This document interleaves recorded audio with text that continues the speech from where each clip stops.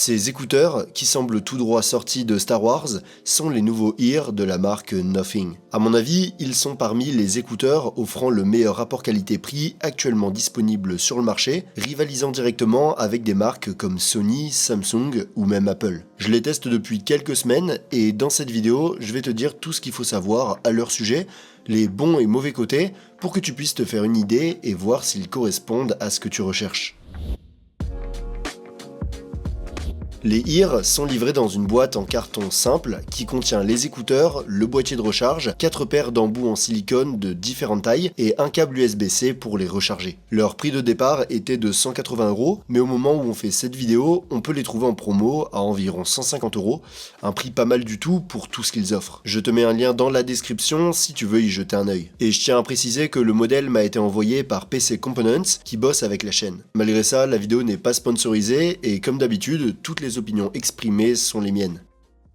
S'il y a bien un truc où Nothing ne déçoit jamais, c'est sur le design. Et c'est pour ça que plein de gens achètent les produits de la marque. Les Ear ne font pas exception et gardent le look transparent et futuriste que l'on connaît déjà, même si dans cette nouvelle version, ils ont ajouté des touches métalliques à l'extérieur des écouteurs, ce qui leur donne un look plus haut de gamme. En général, la qualité de fabrication est bonne et à la hauteur de ce qu'on peut attendre à ce prix. Je dirais même qu'elle est un peu au-dessus. Les écouteurs sont dispo en noir et en blanc, et comme tu peux le voir, j'ai pris les blancs. Honnêtement, je saurais pas dire lequel je préfère, je trouve que les deux modèles sont très bien. Les Ear 3 sont certifiés IP54, ce qui veut dire qu'ils résistent à la poussière et aux éclaboussures d'eau ou de sueur. Tu peux donc les utiliser à la salle de sport sans stresser qu'ils prennent un peu l'eau. La seule chose que je te déconseille, c'est de les utiliser pour faire de la plongée. Une autre chose qui m'a agréablement surpris, c'est l'étui, qui est en plastique et en aluminium, et qui est aussi de bonne qualité. J'aime bien le détail du couvercle transparent, qui laisse voir le design des écouteurs. Cet étui a un anneau si on veut y accrocher un cordon, et aussi un bouton pour utiliser un micro intégré, dont on parlera plus tard. Au fait, si tu aimes les critiques honnêtes sur les produits audio,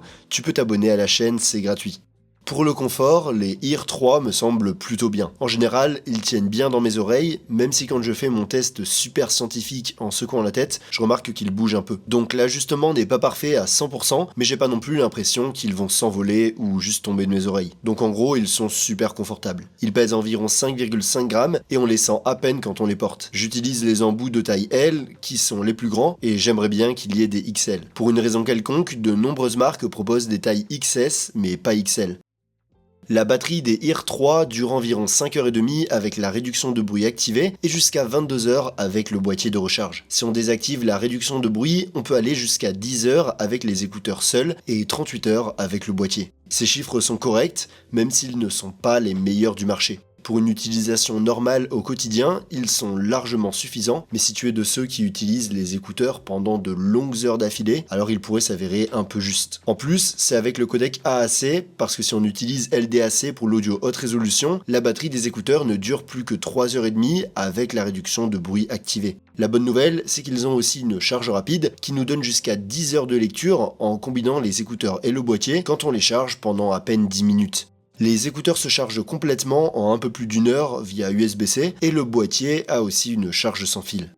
Les Ear 3 se contrôlent de manière tactile en pinçant la partie qui dépasse de l'oreille. Les commandes fonctionnent bien, même si elles font un bruit un peu bizarre quand on les utilise, comme un morceau de plastique qui bouge. Franchement, je pense qu'ils auraient pu choisir un son un peu moins bizarre, mais bon, je respecte la créativité. Alors il n'y a pas de geste unique pour contrôler le volume, mais depuis l'appli, tu peux régler les gestes pour l'augmenter ou le baisser en pinçant et en maintenant. Une fois que tu as compris le truc, ce système est vraiment pas mal. Toutes les commandes peuvent être personnalisées depuis l'appli Nothing, ce qui te permet aussi de gérer celle de chaque écouteur individuellement. À mon avis, l'appli Nothing X est l'une des meilleures applis pour écouteurs qui existent actuellement. Elle permet de faire toutes sortes de réglages, de changer les modes de réduction du bruit, de mettre à jour le logiciel et d'égaliser le son. C'est une appli super complète, facile à utiliser et qui marche vraiment bien.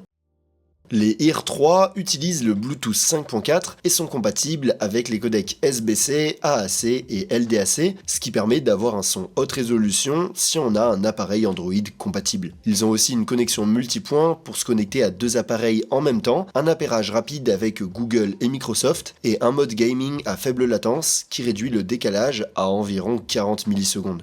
En ce qui concerne les fonctions supplémentaires, ils ont une détection de l'oreille qui marche bien pour mettre la musique en pause quand tu les enlèves et la reprends quand tu les remets. Ils ont aussi un test d'ajustement des coussinets et une fonction Find My pour retrouver les écouteurs. Bien sûr, les Ear 3 ont aussi des micros intégrés qui permettent de répondre aux appels ou d'envoyer des messages vocaux. Ces micros m'ont vraiment bluffé parce qu'ils bloquent le bruit de fond de manière incroyable, ce à quoi je ne m'attendais pas du tout. Je les ai testés dans des endroits super bruyants et c'est incroyable à quel point ils arrivent à capter juste notre voix et à presque rien capter d'autre. Sur ce point, ils surpassent même les AirPods Pro 3. Mais c'est pas tout, car en fait, la fonctionnalité phare, ou du moins celle que Nothing a le plus mise en avant dans ses Ear 3, est un truc appelé Super Mic. En gros, le boîtier a deux micros et un bouton Talk qui, quand on appuie dessus, transforme le boîtier en micro externe. L'idée, c'est d'avoir un meilleur son dans les endroits super bruyants ou venteux. Sur le papier, ça a l'air génial, mais étonnamment, lors de mes tests, le micro du boîtier supprime moins bien le bruit que celui des écouteurs. C'est vrai qu'on entend mieux notre voix quand on utilise ce super micro,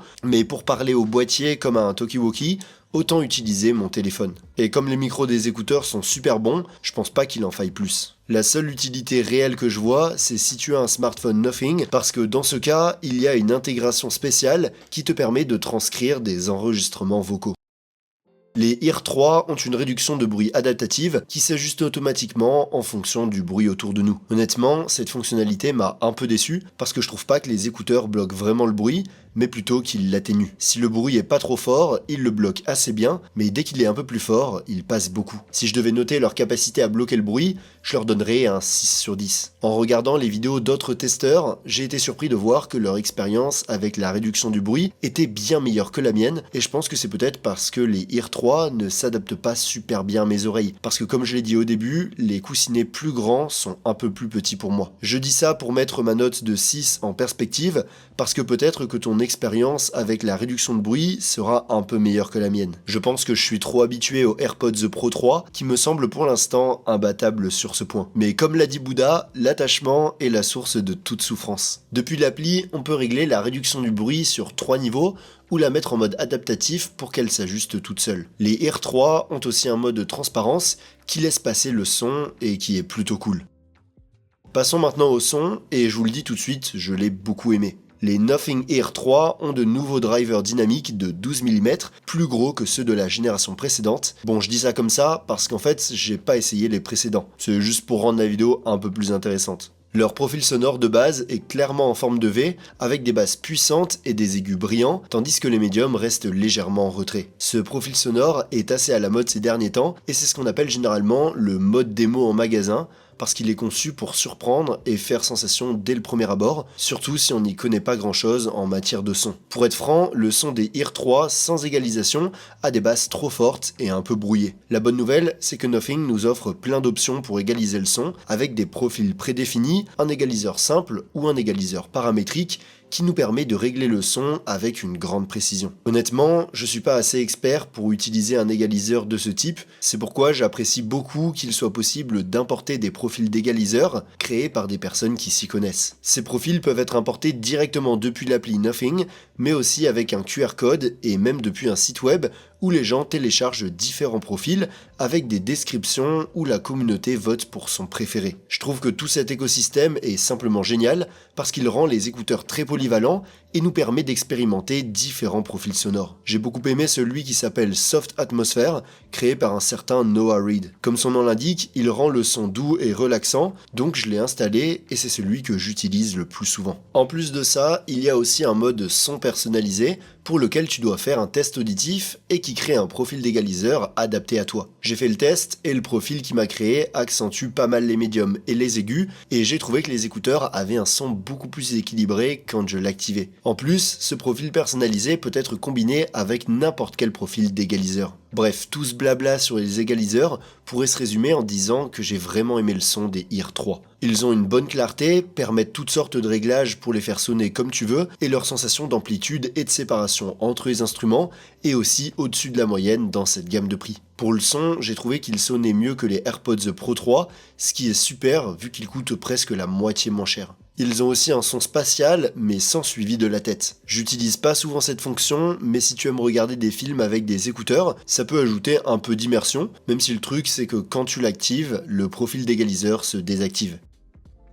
Après avoir testé les Nothing Ear 3 pendant quelques jours, je pense qu'ils pourraient bien être les nouveaux rois du milieu de gamme. En plus d'avoir un design unique et une bonne qualité de fabrication, leurs micros sont parmi les meilleurs que j'ai testés sur des écouteurs, peu importe le prix. Et comme si ça suffisait pas, ils ont toutes les fonctionnalités supplémentaires importantes et un son vraiment top, avec plein d'options de personnalisation. Si je devais trouver un bémol, j'aurais aimé que leur réduction de bruit soit un peu meilleure, mais bon, on peut pas tout avoir. Donc si tu recherches des écouteurs différents, avec un super son et un budget d'environ 150€, je te recommande de les essayer. Et si tu veux quelque chose de moins cher, mes écouteurs préférés à moins de 100€ sont sans aucun doute les Buds The Cat de OnePlus. Je te laisse ici mon avis sur ces derniers pour que tu puisses y jeter un œil. Et sur ce, salut et à bientôt dans une prochaine vidéo.